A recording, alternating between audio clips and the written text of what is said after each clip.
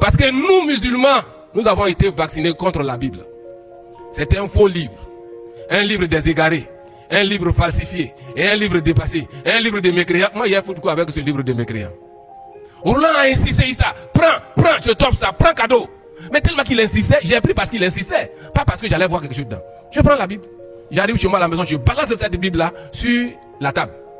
Et une nuit, je regarde, je vois la Bible qu'elle a là, sur son livre rouge. Je dis, attends, je vais prendre ce livre-là, lire rapidement, aller lui remettre. Mais il faut quoi ça?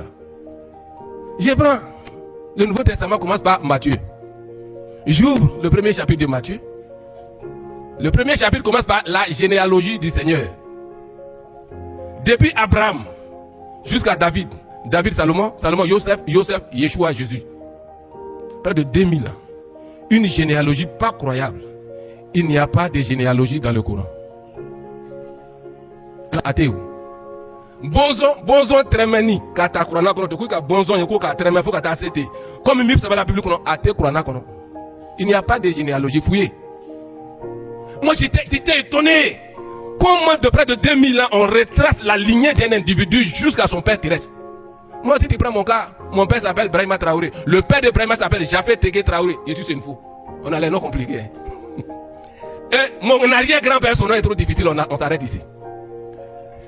Je suis arrivé à quelle génération? 3 ou 4 mais pour Yeshua, Jésus, 2000 ans. Jusqu'à Joseph, son père. Je vais vous dire ceci. Jésus-Christ, Yeshua, il est Dieu fait homme. Il est le seul homme sur la terre qui a 2 généalogies. Il a une généalogie terrestre. Matthieu chapitre 1er jusqu'au verset 17. En tant qu'homme, 100% homme, une généalogie terrestre.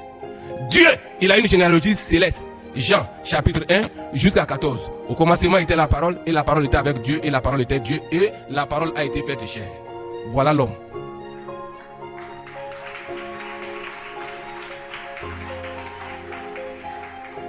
Qui ici peut lever sa main que lui a 2 généalogies?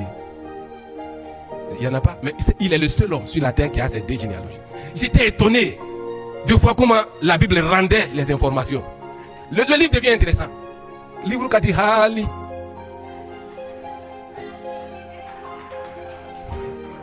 Livre qui dit Hali. C'est-à-dire Hali, c'est un bambara, c'est-à-dire extrêmement. Si c'est nous ici, on va dire Akadiko Sebe. Mais elle a dit Hali. Donc moi, ça me plaît. Donc je suis accroché au livre. Je lis. L'enfant naît, comment il va naître? L'enfant naît, il grandit. Hérode cherche à le tuer. Ses parents le prennent. Ils vont en Égypte. Non, le roman est intéressant. Ça, c'est pas comme ça le Coran est. Il n'y a pas de logique narrative dans le Coran. Non. Tous ceux qui ont essayé de lire, essayez de voir. Il n'y a pas de logique narrative. Dans le même verset, on peut te parler d'Adam, de Moïse, d'Abraham, de Jésus. Dans le même verset. Il n'y a pas de logique narrative. En tant la Bible, j'étais fasciné. Et j'ai commencé la lecture, j'ai continué la lecture, j'arrive sur Matthieu 5. C'est là que je découvre que le oui d'un chrétien est un oui sans autre phrase. Et que son nom doit être non. Alors que nous, musulmans, tant qu'on ne jure pas sur une réponse, cela veut dire que ce n'est pas vrai. Si je dois dire Nena Allah, entre Dieu et moi, je commence à jurer. Nenifa, entre mon père et moi, je jure sur mon père, je jure sur Dieu, Jésus, tout ce qui est là. Entre la Bible dit, tout ce qui viendra après le oui ou le non est démoniaque. Donc cela veut dire que nous vivons avec les démons sans même nous en rendre compte. Peut-être même on est des démons. Je continue la lecture. Je tombe sur Matthieu 6.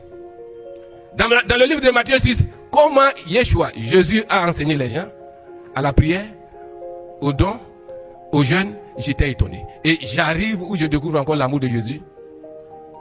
Il dit, aimez vos ennemis. Bénissez ceux qui vous maudissent. Priez pour ceux qui cherchent même à vous tuer. En islam, tuez vos ennemis. C'est pas moi qui le dis. Hein. En islam, on tue les ennemis. Les compagnons de Mohammed, ils sont compartissants entre eux. La sourate 48, verset 29. Mais dur envers les mécréants. Tuez tous ceux qui ne confessent pas Allah et le prophète et le jour dernier. Mais Yeshua dit, Jésus dit, aimez vos ennemis, priez pour vos ennemis, bénissez ceux-mêmes qui vous maudissent. Il fallait que je fasse une conclusion ici. J'ai dit non, ça c'est faux. Dis que suivre ce monsieur-là, tu vas en enfer. J'ai commencé à douter. Je me suis dit que quiconque marchait comme façon, Yeshua, Jésus, Issa l'a dit, il était sûr d'être sauvé. Et là, la Bible commençait à me troubler. J'ai déposé la Bible aller vers le Coran. Car je vous l'ai dit dans le début, c'est le Coran qui a fait de moi un chrétien. Puisque je commençais à être un peu confondu dans la Bible, attends, mettant Hakli Sigi, je vais aller avoir la paix du cœur dans le Coran. Je prends le Coran. Je vous l'ai dit au début qu'il n'y a pas de logique narrative dans le Coran. Je tombe sur la sourate 4, verset 171.